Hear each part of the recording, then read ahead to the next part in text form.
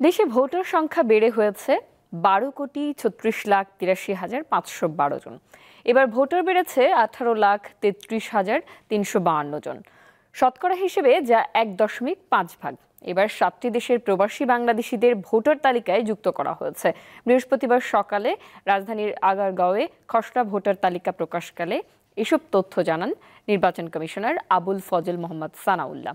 এক প্রশ্নের জবাবে তিনি জানান, আগামী 20 জানুয়ারি থেকে বাড়ি বাড়ি গিয়ে তথ্য সংগ্রহ করা হবে আর চূড়ান্ত তালিকা প্রকাশ করা হবে আগামী 2 জুন।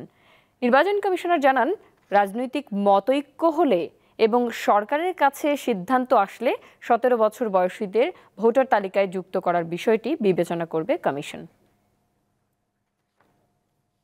গত বছরের চূড়ান্ত ভোটার তালিকায় ভোটার সংখ্যা ছিল 12,18,50,160। অর্থাৎ এই এক বছরে আমাদের ভোটার সংখ্যা বেড়েছে 18,33,352 জন। আমাদের ভোটার সংখ্যা বৃদ্ধির হার 1.5%।